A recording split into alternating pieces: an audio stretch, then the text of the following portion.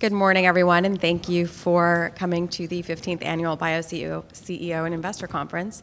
I'm Celia Economides, Director of Investor Relations and Programs at Bio. It's my pleasure to introduce this morning's therapeutic workshop on orphan drugs, making rare diseases rarer. Moderating this morning's session is Ritu Baral, who's the principal and senior analyst of biotech equity research at Canaccord. So, Ritu. Thanks, Celia.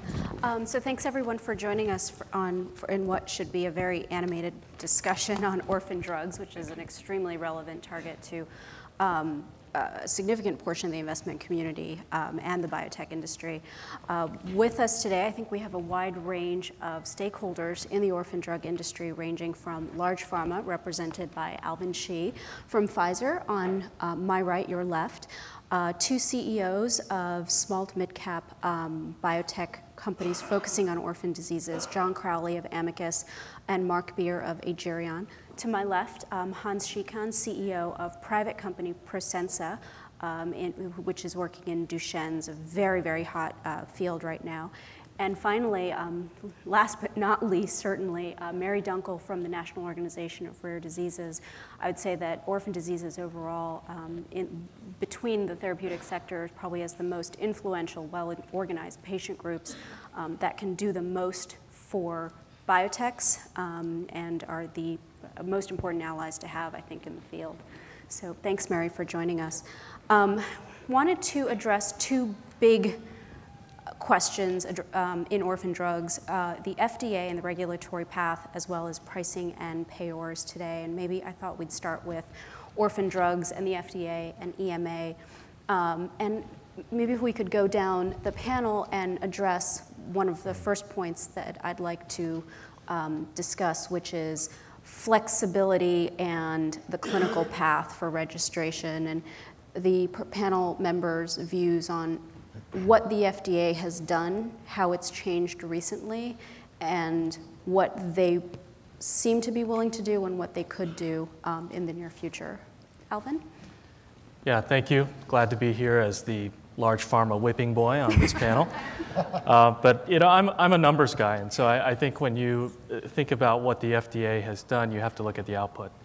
And I think that the main number to look at is 39, which is the number of new approvals that happened in 2012.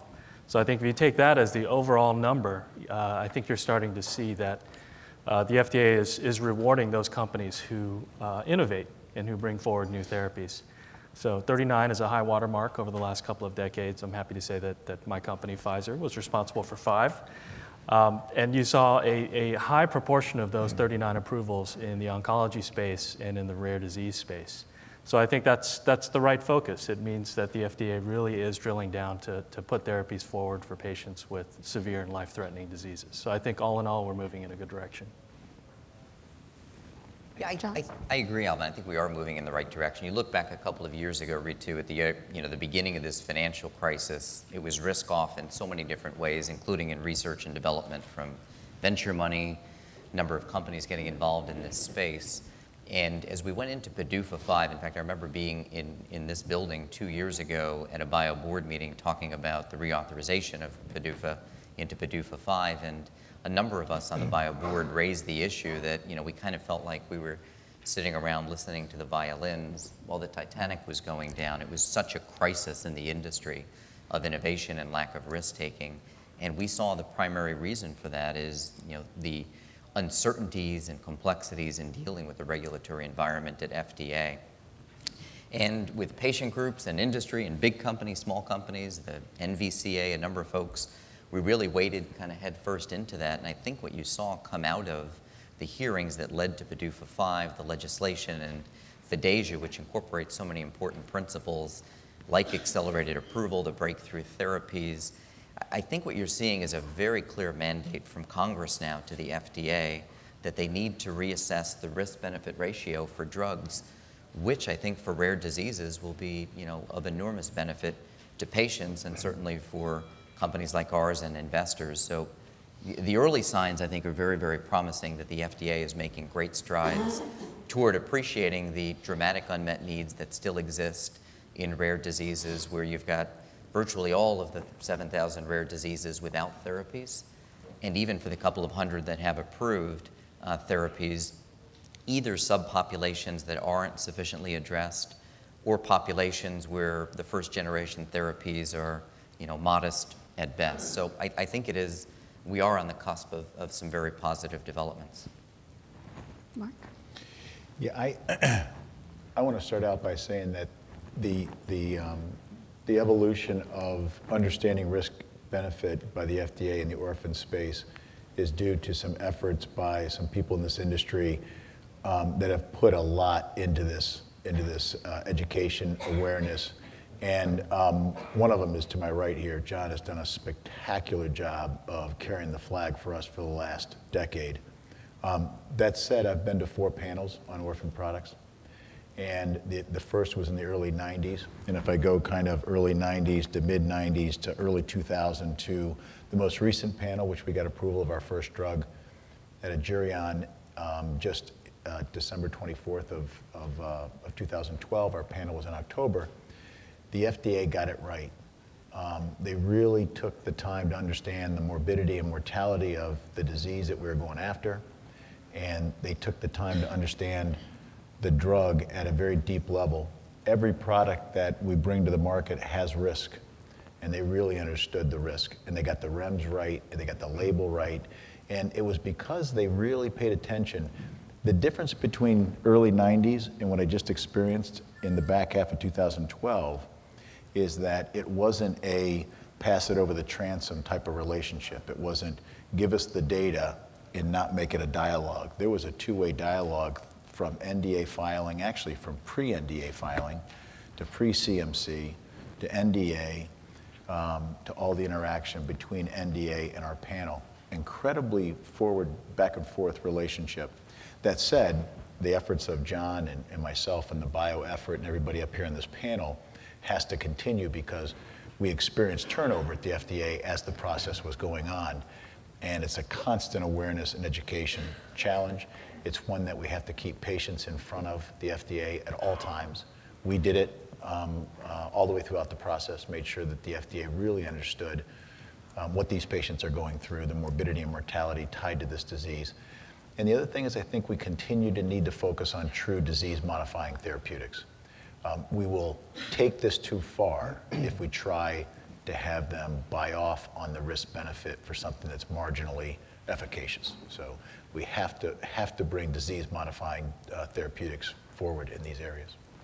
So before we go on, I forgot to give my disclosures. Canaccord covers both Amicus and Agerion, and for the appropriate disclosures on Agerion, I would refer you to the research reports written by my colleague, Salveen Richter. Hans is in a unique position, I think, to speak to both the FDA and potentially the viewpoint of the EMA, if you could address that. Yeah, thanks, Ritu. And Ritu is not covering Presenza, by the way. We are a private company, so that's easy. You don't have to mention that on your risk labels. And Mark and I are envious, Hans. Okay, but indeed, being from Europe here, from Holland, we can compare a little bit how EMA and FDA are indeed, and at the risk of sounding like a broken record, are changing. We do see a very forthcoming attitude today in comparison to quite so many years ago. Presenza is working on a whole range of compounds for Duchenne muscular dystrophy. At this moment, we have 6 compounds in our portfolio, each for subsets of patients. And to try to come to accelerated pathways for the second, the third, the fourth, the fifth, and the sixth compound requires quite some flexibility in the regulators as well, because they're not very much used to that still. We had a meeting with the EMA. We have many meetings, but we had a clear meeting about this particular topic last year in June. We had a meeting with the FDA just a couple of days ago, actually, and I was amazed by the forthcoming attitude and the understanding, really, that we talk about huge unmet medical needs, certainly in Duchenne as well, and that something has to be done to accelerate the whole path from the first ID to patient access. And as Mark was pointing out the efforts of John on his right-hand side, I would like to point out the efforts of Mary on my left-hand side, because it's really thanks to patient organizations, I think, that this paradigm shift has occurred as well. Rare diseases are really about partnerships between companies like ours, biotech, large pharma, but also certainly with patient organizations. And I've personally witnessed a number of great examples how patient organizations and even individual patients can make a huge difference. And thanks to Nord and Eurotas in Europe, I think we're seeing that positive change now. And I certainly believe we are the foreeve of major improvements in the way that not only regulators, but also payers, and we'll come to that later, look upon rare diseases. Well, thank you, Hans. And you know, I think Nord and the patient organizations in general feel that we really are standing in the doorway of a new era right now, a very promising era. But we also feel that there has been a history of flexibility. It maybe just hasn't been documented in the way that it should have been. Nord commissioned a study last year of the review of all orphan products since the Orphan Drug Act was approved in the US in 1983. All products, all non-oncology products, I should say. And the results of that study were the findings that in 2/3 of the cases, there was significant flexibility applied during the review process. In about 1/3 of the cases, that flexibility was according to some predictable pathways, such as accelerated approval. In 1/3 of the cases, it was simply impromptu flexibility according to the particular situation or the personalities involved. So our feeling coming away from this was that was a very promising finding, but that the flexibility needs to be more transparent, more predictable, better documented, so that people can move forward feeling that they know what to expect.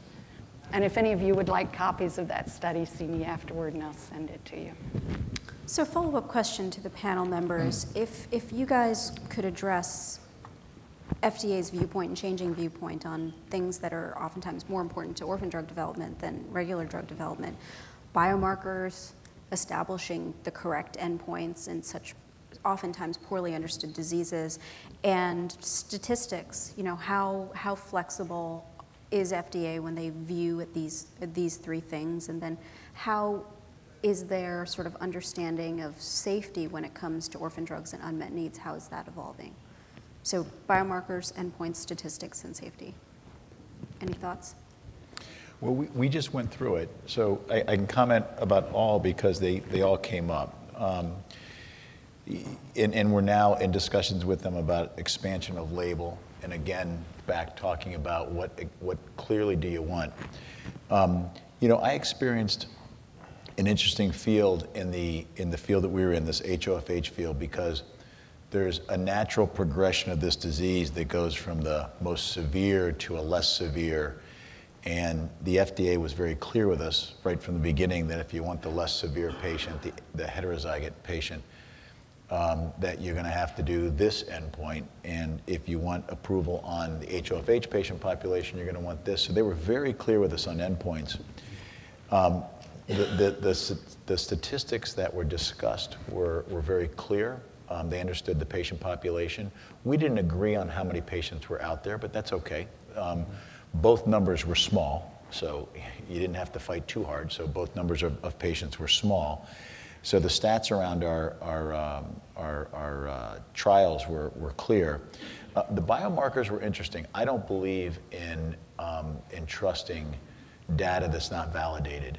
But the FDA would like to see everything they can get their hands on. So they requested biomarkers in our situation from the pre-NDA meeting forward, and we disagreed with that. And in hindsight, I'm glad I disagreed with it, because it could have gone our way, it may not have gone our way, but when I think about a patient, you know, we've been fortunate to get approval in December, and as a public company, I gotta be a little careful about comments about the launch, but it is so exciting to see a patient getting taken out of harm's way, you know, to see, you know, a young adult with a lethal level of lipids come down to goal. It's just so exciting. So I'm glad we disagree with the biomarkers, because when I looked at the biomarkers, I looked at it as a flip of the coin, and you never want to put a flip of the coin in the hands of the FDA and the approval of the product. So my guidance would be discuss the biomarkers carefully with the FDA.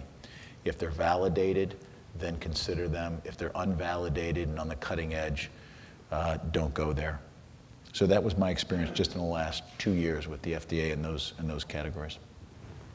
I'll just add to that, Reed, too. And maybe if you look historically where the FDA had not shown flexibility, go back a decade or so to Fabrazyme, Genzyme's product for Fabry, and Aldurazyme, BioMarin's first product. In the case of Aldurazyme, they did a study in the late 1990s with 10 or 12 kids, gave them the enzyme replacement therapy. They looked at a surrogate marker in the urine, GAG levels, a particular lipid, and it showed profound decrease. And they went to the FDA on that biomarker, small study where you couldn't have biostatistics, and very clear and convincing evidence that the biomarker was markedly reduced. And it showed all the correlations with that and a benefit, the likely prediction of clinical benefit, which is the standard for conditional approval under Subpart H. And the FDA in 2000 looked at that and said, great, that's a really nice little phase 2. Now go do a placebo-controlled, randomized phase 3 with a 6-minute walk test endpoint. And BioMarin almost went out of business trying to finance that study. Thankfully, they financed it. It was successful, and it's grown to be a tremendous company today. In the case of Fabrazyme, it was seeking approval on a biochemical marker, another lipid reduction, based on biopsy. The BLA was submitted in August of 2000, and the drug was approved in April of 2003, 2.5-year review period. Basically, the FDA looking for long-term clinical outcomes in a disease with absolutely no treatment at the time. Fast forward to today, and I can tell you just in the last couple of months, our experience with Amicus is remarkably different from what it was 2.5, 3 years ago when we began to plan the first of our phase 3 studies with a small molecule in Fabry, where the original FDA view was, randomized, placebo-controlled, one endpoint, biostatistics, and that's your shot.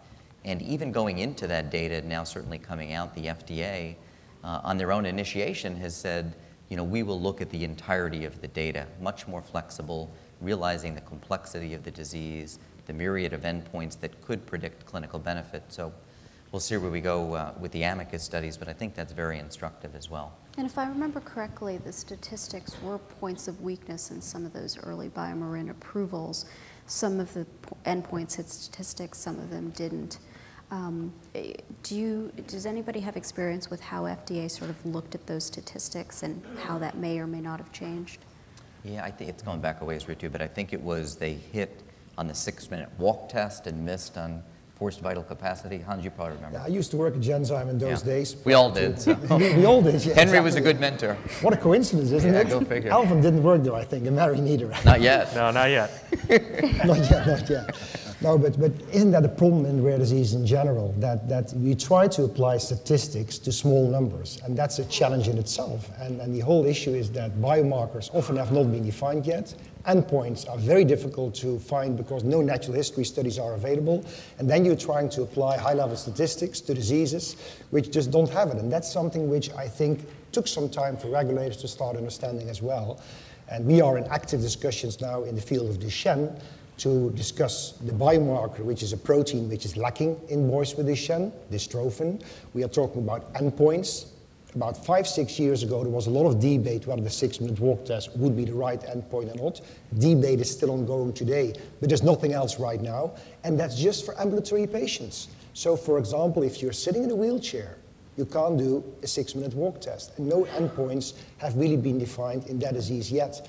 So if we would be really willing to work together with the FDA and the EMA to the extent that we first have to develop all those endpoints, then it's going to take another 5 or 6 years before any drugs will come to patients. So that kind of flexibility, I'm making a plea for, that we will take the risk-benefit relationship into account. Yeah.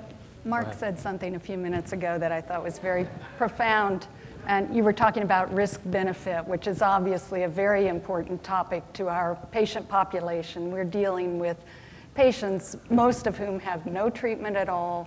In about 2/3 of the cases, the patients are children. So these are desperate parents. The diseases tend to be very serious. So early in 2012, NORD convened a group of patient organizations to talk about the risk-benefit topic. And that's something that's very important to us. We've had some conversations between the patient groups and FDA has seemed very interested in continuing that discussion. But at one point, Mark, you said something about you can take it too far, and I think that's the fine line we're trying to walk.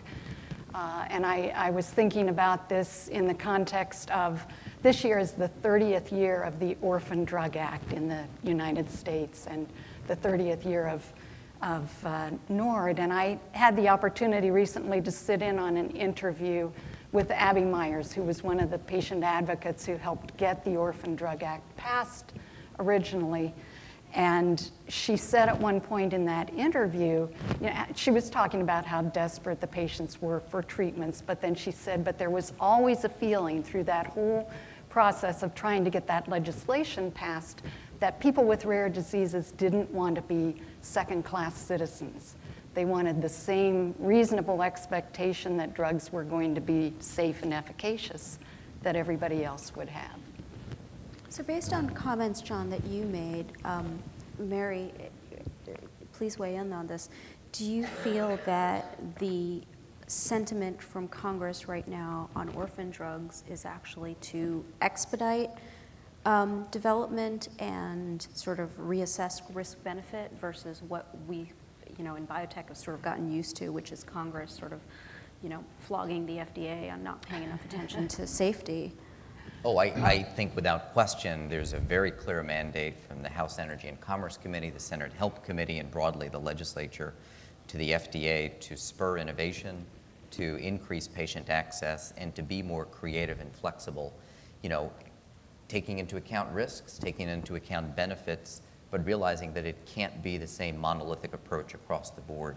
So I agree with Mary, patients with rare diseases have every right that anybody with any other disorder has in looking to drug development to understand the risks, understand the benefits, understand safety concerns. They have no less right to a safe drug than anybody else, but the definition of what is safe in view of the dramatic unmet medical needs means that the FDA can apply a more, I think, holistic approach to evaluation of each molecule on literally a case-by-case basis.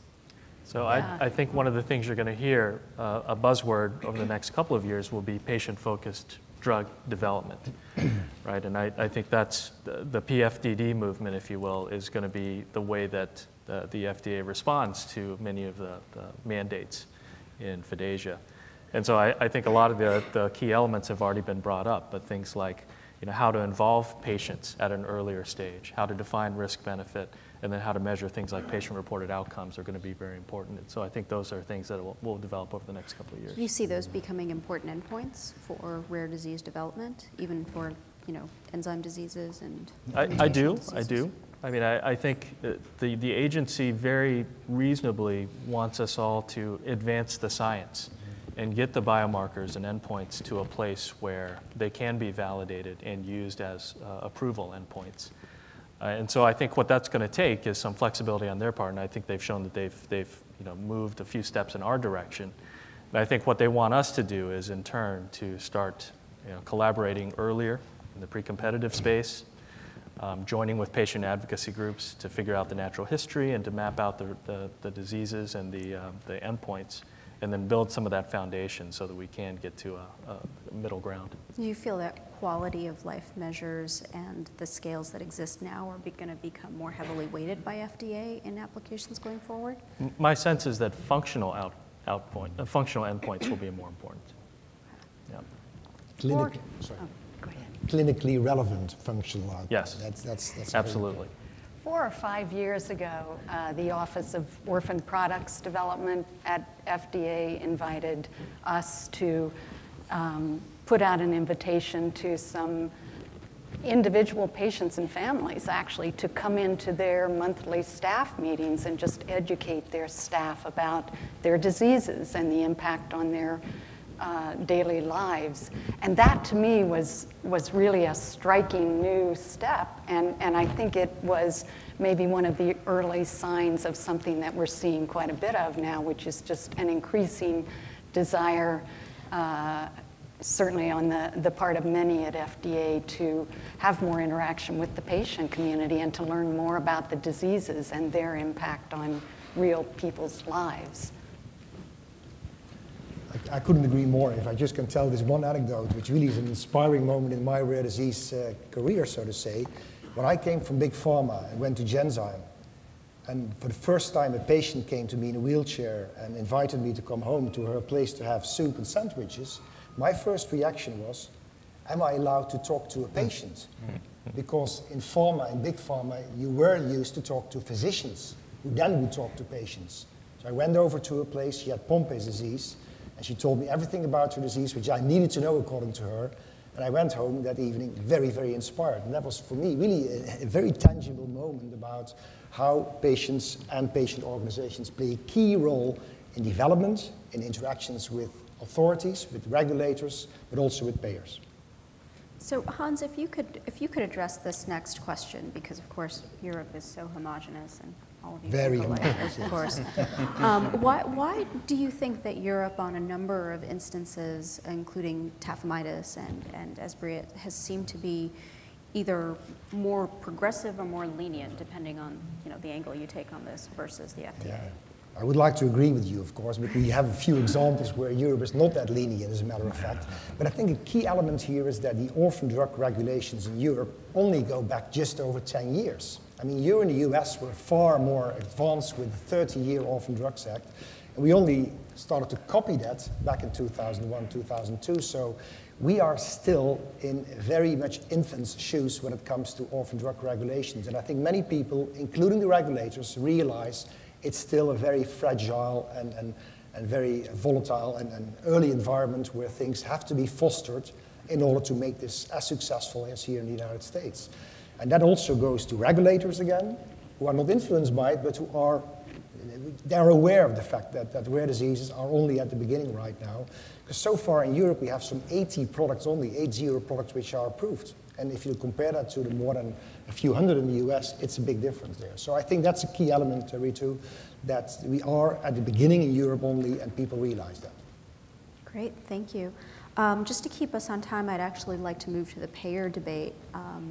If we could all discuss the question, how much do orphan drugs actually cost the healthcare system now? I mean, there's been an incredible focus on the premium pricing of orphan drugs, and both government and payer focus on how much it costs overall. If we could actually have the second to last slide up on the auxiliary deck that we have, but if we could sort of start next to the last one. Hans, you had given us a great article on how much, keep going, one more, that one. If we could if you could take us through this slide, I think this is sort of a European look at how much orphan drugs cost and what it might cost in the future and predictions. This is a publication which came out a couple of years ago in 2011, brought out by Orphanet, a great network in Europe. What they showed, or tried to show, is on the y-axis the orphan drug expenditures as a percentage of total drugs spent, and then on the x-axis you see there the years. And now you may see that this, right now in 2013, is reaching some 4% approximately, but the maximum they predicted would go to around 4.6%, and then it would level off again. And it has to do with generics coming in and innovation in other areas and so on. But what I think is the most striking part here, if you look at that little thing in 2010 there, with the reference number 9 on it. If you look at reference number 9, that was a prediction they did in early 2000 as to what the expectation would be as to how rare disease expenditures would really, or for drugs then, would explode. And we haven't reached that. So when I talk to payers, they always say, well, there are so many orphan drugs coming, and if they all have the same pricing as some of the enzyme replacement therapies, it's not going to be sustainable. The truth is, not all products will be as expensive, or high priced, I should say, as enzyme replacement therapies. So this report, and I really urge you to have a look at it, tries to overcome that issue that what is expected now may not be the case, and we are sometimes more worried than we should be. I've seen some of comparable figures to the US, and they've all come in projected in the sort of 10 to 15%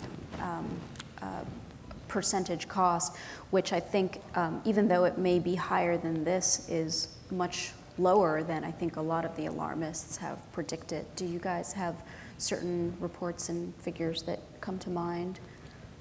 You could look at a range, I think, Ritu, but I think when you look at the macro view, if drug costs are roughly 15% of all healthcare costs, and orphan drug costs are 10% of the pharmacy costs overall, you're looking at around 1% of the healthcare system costs being drugs for rare diseases. And Hans, you're right, and I've heard it for more than a decade now. You talk to every third-party payer out there, the medical advisors, they all say the same thing again from that macro view of, oh God, the pipeline and the expense and very high-priced therapies, it's not sustainable. But then what we do is, we take them through each of our drugs and programs, some of which are very early stage, and describe what they are, general ranges of where they may be priced, which is, very much at the upper end of pricing for drugs. And I've never had somebody, a reimbursement expert, a third-party payer say, yeah, that might help really treat that disease or really address that unmet medical need, but the system will never afford it. They don't. They say, oh, in that case, in that case, in that case, of course, if it's really innovative, and even if it's very high-priced, the system will completely reimburse it. And I think that's the key. As long as these medicines are innovative, and you look at what you're doing at Prosensa and at Gerion, and what I hope we're doing at Amicus, and certainly Pfizer's rare disease programs, these are really innovative therapies. And I think because of that, we'll be able to sustain the pricing as long as we're responsible with the pricing and continue to innovate. I worry about the companies that try to label themselves as orphan companies and monkey around with the Orphan Drug Act and reformulate something and try to block a generic. And those are things that I think are not sustainable. But I think as long as there's innovation, it'll be sustainable. Considering this, excuse me, the severity of these diseases, I think it would be so helpful to have a study that could give us some numbers showing the cost of failing to provide treatment, because some of these drugs really are life-saving, definitely life-altering for many people, but I have not seen, I'm starting to get this question about cost a lot more from reporters now too than in past years, and it would just be so wonderful if there were some numbers out there to show us what it would cost not to treat these people.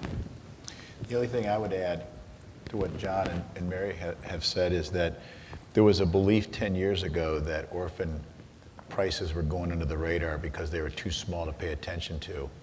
And I can tell you from visiting payers in the last 6 months, they're not going under the radar. We visited 85% of the US population's insurance carriers 6 months prior to our panel, not approval, but prior to our panel. And the two individuals that you typically go to in the payer side, head of pharmacy and head of medical, they knew the data of our program. They were so prepared for the meeting. It really blew me away because it's been several years since I've launched an orphan product.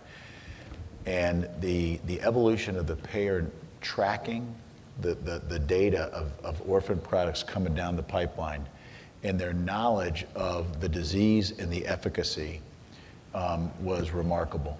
And I would agree with John that the feedback that we received is, as long as you stay in the patient population that you're meant for, and you continue to educate us about the efficacy of this product, if it stands up to your phase 3 data and you're on label, you're not going to have any problem with us. It's when physicians start using it grossly off-label, which we want nothing to do with. There's nothing worse in our situation of taking 2,000 patients out of harm's way at the risk of putting 50 in harm's way. So, we have limited data sets when we get these drugs approved. We got to keep them in label and keep them with the right patients, and then price them appropriately, and then continue to educate payers on the effect that the drug is having on patients. And when that equation exists, I think that the support's going to be there. But the concept of 10 years ago, this going under the radar versus what's happening today, it's a completely different field. The payer is very aware of what they're paying. And if you have the real data and the disease has a morbidity and mortality that's severe and it's corrective, I think that we're going to have a long history of bringing breakthrough therapies and really taking, at the end of the day, taking patients out of harm's way and getting paid a fair amount for that. Yeah, I agree with that. And the way I look at it, there have been two fundamental shifts, and I promised myself I wouldn't use the word paradigm, but there have been two shifts in the mindset here, and to me, one is fundamentally what questions are being asked. And it used to be, is this medicine safe? Is it effective? That's still the case, but I think it's now been added on that you also have to ask the questions, can you afford it? And is it worth it? And is it sustainable? So I think that's just the reality of the world we live in. And I think the second shift is that it used to be a fairly sequential process where you'd have drug developers handing off to regulators, and then the payer piece kind of gets added on late in the game. But I think you're seeing that the entire spectrum is becoming blurred. We've already talked about the fact that regulators are getting involved much earlier on. I think you're now seeing the payers getting involved much earlier in the process and being a part of the conversation. And I think that's a good thing. So just to drill this down further, actually, the panelists have seen these slides, but if you could skip to slide number 2. There was a survey done by, a study done by Hyde in 2010 that actually did a payer sort of scientific survey looking at orphan drugs. These are the ones that they looked at, cancer drugs to non-cancer drugs, some orals, some infusions. The price ranges there ranging from 48, or actually 12,000 all the way up to Solaris to $500,000. And if you skip to slide 4, you can see some of the things that Mark talked about. This was what the payors said factored in their restrictions. There's the off-label that Mark mentioned, and then I think clinical data of the drug was the #1 feature, and that brings me to my next question, which is how central is innovation to some of this premium drug pricing, or how does that compare and contrast to the wraparound patient services that other drugs could offer, either superior quality of life or superior tolerability? How do you think those are viewed by payors, and how do you think those are viewed by regulators? John? I think, again, Ritu, I think it's essential. And one of the things that's very different, I think to your point, Mark, about the focus from third-party payers, they're wanting to be engaged, they're very smart. What's changed under the new healthcare system or paradigm is that with the elimination of pre-existing conditions, it used to be that, we saw this when we launched Pompe disease, Genzyme launched it years ago, that, clinical data for adults, did it work or not? I think in the long-term data, it was very positive. Initially, it was unclear in infants. And many of the third-party plans said, well, okay, it looks reasonably innovative, certainly an unmet need, we'll go ahead and approve it. And quite frankly, I think one of the reasons they did that is they realized a majority of the, vast majority of their patients in their plans had caps at $1 million or $2 or $3 million, and they'd go through it very, very quickly with that drug. Now that there's no caps, I think it's forcing them to look at some significant long-term costs. And because of that, I think they have to focus on innovative medicines. And because of that, that's why I think you see that blue bar, why they're looking at the clinical trial data of the drug and trying to correlate it with what the expected benefit could be. So do you think that what we're going to see on the next slide could change? The next slide is, yep, that one. That's the one on restrictions for commercial populations of these drugs broken out by plan size. Large plans on the top, medium plans in the middle, number of small plans, I think on the, I'm sorry, other way, small on top, the large plans on the bottom. And then on the right side, you see the infusibles, which happen to be sort of the ultra-rare enzymes. And on the left, the orals, which actually, most of them tend to be cancer orphan drugs. So what we all notice, the panelists, is that pale blue bar is, which stands for basically the most restrictive prior auths, tend to be in the medium plans, but they don't seem to be in small plans for the ultra-rare drugs or in the large plans for the ultra-rare drugs. Is that something that you could see changing going forward? So I'd answer two ways. I've seen an evolution of it in our experience. The smaller plans and the medium-sized plans have to care more, and they tend to look at it more carefully on the restriction, no restriction side. At the end of the day, the outcome is the same. Whether it's a small plan, medium plan, or large plan, we're good in industry. If the drug deserves to get reimbursed because the data is good and the disease is severe, we're good in industry of getting through. It's only a matter of time. So I can look at patients by large, medium, and small plan and give you the mean time to pre-auth being approved. And it tends to be slower in small plans and quicker in large plans. This data is consistent with what I experience in the real world, which is more restrictions are placed by the medium and small. You still get the product approved. It's just how much time, what's the mean time to getting paid for the product. I do think, though, Ritu, a trend that you're going to see increasingly is more and more of these light blue bars as plans try to get control of costs. But also, too, I think it'll reflect the evolving nature of medicine. And when you look at a lot of these rare diseases, you know, a Fabry disease, you know, that we work in is not just one disease. It's a disease caused by hundreds of mutations. What Hans is doing in Duchenne muscular dystrophy is literally, you know, mutation by, you know, exon by exon. And because of that, when drugs are approved for specific subpopulations of rare diseases, I think you're going to see not just the FDA, but the third-party plans, the payers looking specifically to make sure that with good data for that right population, that patients have access to a drug. But if it's not the right drug for them or there's no data to support it, I think you're going to see increased use of these restrictive labels and reimbursement tools. I think it's a great point you're making there, John, because indeed personalized medicine is just around the corner. And if you don't have to treat 10 patients to save one life, but if you only have to treat one patient to save one life, that makes a huge difference also in the payer perspective. And that is something which I think we see more and more. The more tailor-made our therapies can be. And again, as I mentioned, I think we are the forefront, understanding the human genome far better than ever before.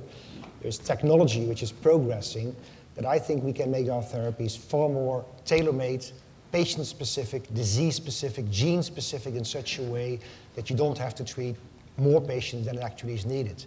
If in our situation with Duchenne, you would be treating a patient where the lead compound drives a person who would not be eligible for that treatment, you are doing damage. Can't be done. So the combination of personalized medicine with centers of excellence, really expertise centers, where these drugs will be prescribed is of key relevance as well. So I think it will all come together in the end that perhaps we will not see that payers are paying in vain for certain products and innovations. That's definitely one of the trends that we're seeing, and I'm thinking of a drug that actually Pfizer got approved last year, Xalkori for non-small cell lung cancer, which the company actually, non-small cell lung cancer I think is not rare certainly, but the drug was intended for a small subpopulation, and the company actually got the diagnostic test approved at the time that the drug was approved, which was a great thing for patients. So we're under 15 minutes now. I want to invite members of the audience to jump in with questions. If you could just speak loudly, and I'll repeat them for the mic. If anybody questions on what we're covering, we'll move forward, but please feel free to pipe up. Going back to this pharmacoeconomic analysis and cost savings analysis, I mean, does that register with the payers now as far as what you guys are seeing? Do they care about shorter term, long term, what horizon? Same thing here again. HTA is not very old yet. It's a very young science in itself. And if you combine then that young science to another young area of rare diseases and treatments there, it will match. And many payers, certainly in Europe, try to apply HTA as if it were for a normal disease, and they try to apply it to rare diseases. It doesn't work, even though we will be able at a certain moment to calculate what the cost of non-treatment will be and the cost of treatment. But to try to come to these maximum levels, which NICE so eloquently decided upon many years ago, it's not going to work. We have to accept that in rare diseases, in ultra-rare diseases where drugs provide value, we will not be able to put a tag on it and say maximally it can be 20, 30, 40,000 pounds or whatever the currency will be. So we'll have to find new ways. And then elements come in like innovation, alternatives, disease severity, disease rarity, the impact the drug will have, the alternatives. How much money did the company spend on getting there, repurposing versus real innovation? So I think we'll see a number of parameters coming up, and it's not on the slide set, but there's a great publication of a number of payers in Europe also, which came out, and you can ask me afterwards and I'll send it to you, where indeed some 8 or 9 different new parameters, apart from disease severity, rarity, and impact are there, which may be a new way of looking at reimbursement, pricing, and value creation. Yeah, I agree with that because I think it's pretty clear that orphan diseases don't fit neatly into this HTA box that people would like it to. But at the same time, we can't just go and say, oh, we're not going to do those analyses, or we're not going to make any value-based arguments, because I think it's becoming clear that just having an orphan designation is not a get-out-of-jail-free card in terms of pricing anymore. So we really do have to focus on those things that are innovative and that address clear unmet needs, I think, that we've already discussed.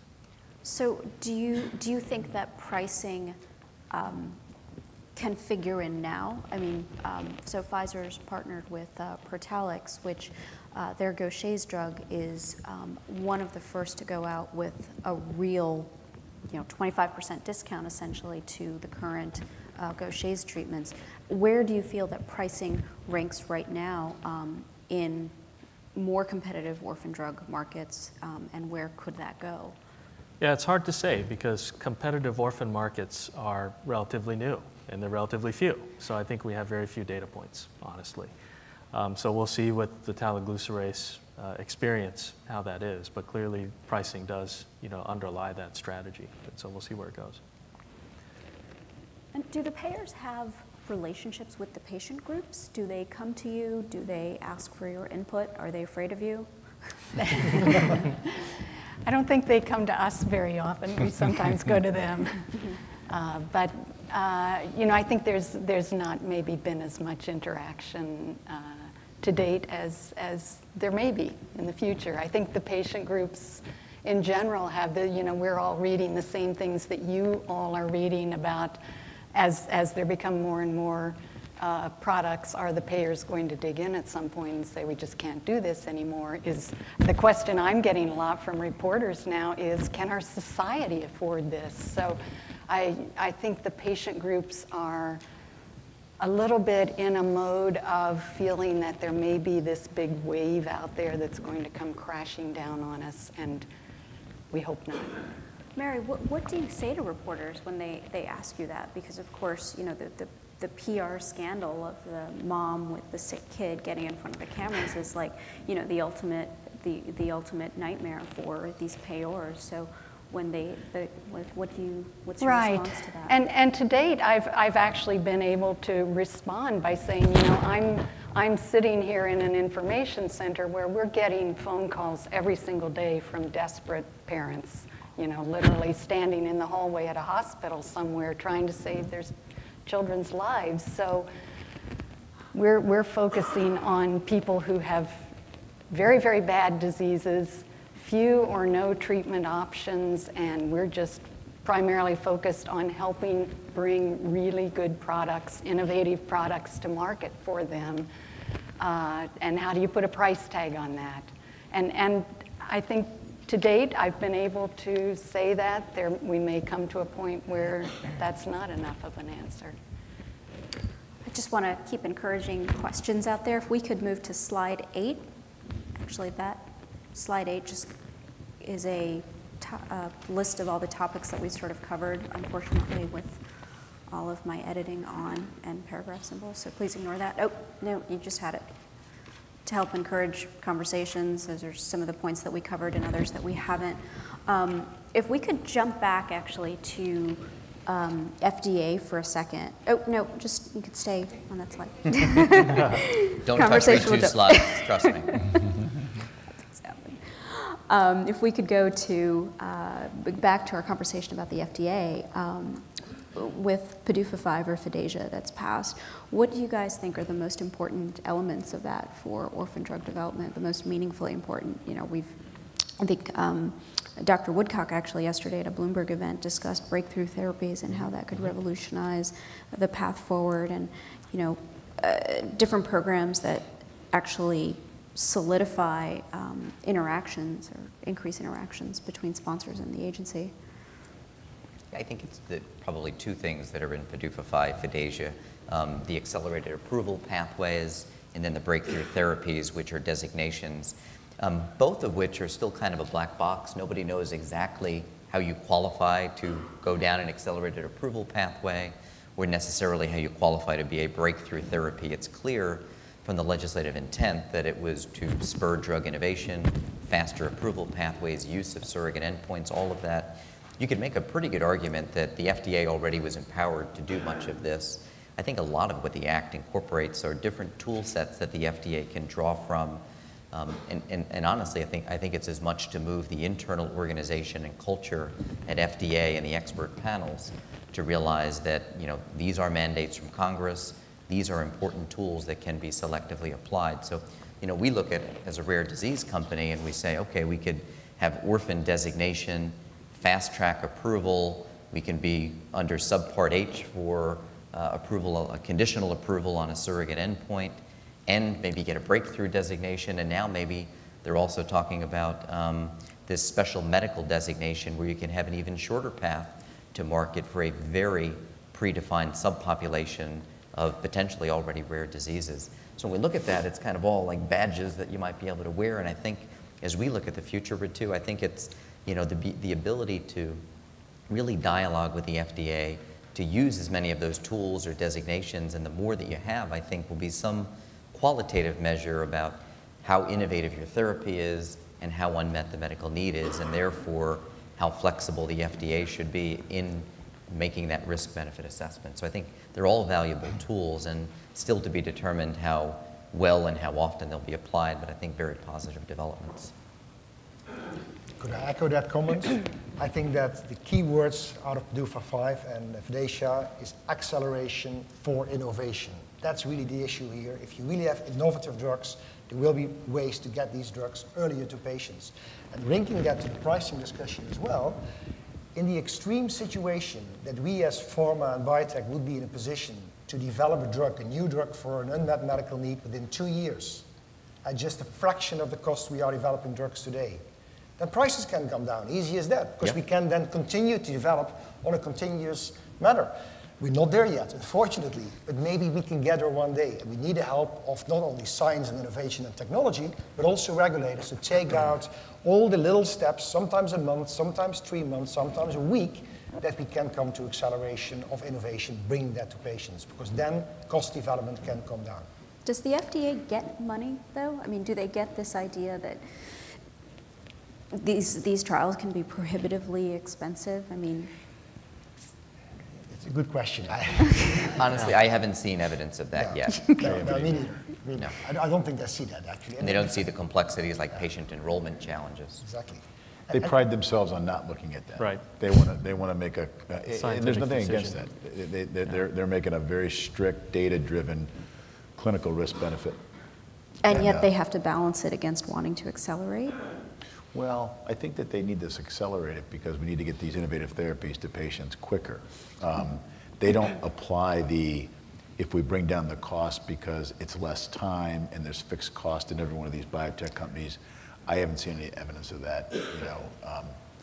And I don't necessarily think that's where we should make the argument. I think it's a very important argument, to Hans' point, but I don't know that, I think that may fall on deaf ears for the foreseeable future at the FDA. They're just so grounded on do no harm. When you walk in, you see the big sign, do no harm. That's what they're trained on.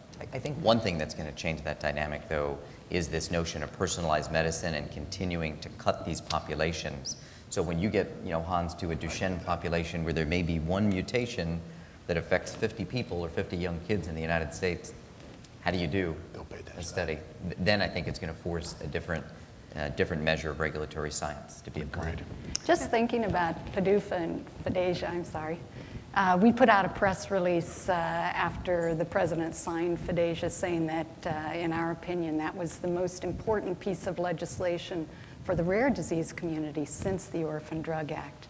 And I think the thing that was amazing to us about that whole process was the FDA piece of it. The goals and procedures letter was just full of of references to rare diseases and provisions related to increasing communication among all participants, industry, patients, and reviewers, and educating the reviewers about the rare diseases, which I know has been a problem that we've seen over the years. And then on the congressional side, there were about 5 or 6, each in its own right, significant pieces of legislation: the FAST Act, the TREAT Act, Creating Hope Act, 2 or 3 others that are breakthrough therapies, the Expert Act. Everything was rolled into this one piece of legislation. And when you think about what a sort of dysfunctional period we seem to be in otherwise in Congress, with Republicans and Democrats not really working together well, it just was an amazingly cohesive, collaborative process.